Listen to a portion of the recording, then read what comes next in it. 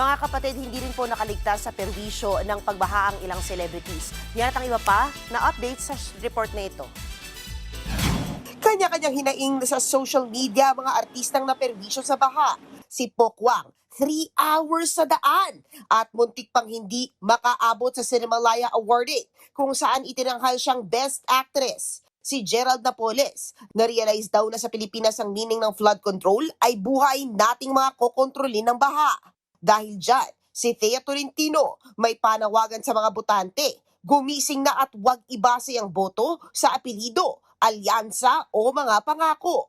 Nabash naman si Miss Universe 2015 Pia Wurtzbach dahil pa-travel-travel daw sa Madagascar habang binabaha ang mga kababayan. Pero say ng ilang fans, hindi kasalanan ni Pia ang baha. Meet the new Eman. Ang magiging bagong best friend ni Mateo, si premium actor Epi Kizo na ang gumaganap. Fresh from the Best Ensemble ng Cinemalaya entry niya na tayo lang ang nakakaalam.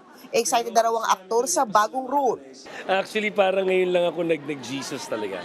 Sana mabigyan ko ng justice yung role, no? Malapit na rin daw kay Epi ang role at tema ng teleserye. It reminds me yung sa pinasukan kong parang retreat. Gano'ng katotoo si Christ sa bawat taong nakikita mo. So parang ganun siya yung concept niya. Ang highest grossing film ng Thailand na PMAC, gagawin ang adaptation sa Pilipinas. Pagbibidahan nito ni na Wilbert Ross at Bea Binene. Makakasama nila sa pelikula sina Vandolph, My Best Friend Eman star TJ Valderrama, Jairo Sakino at Cup of Joe frontman Gian Bernardino. Sa Thailand, pinagbidahan nito ni na Mario Morer at Davica at kumita ng higit $20 million sa takilya.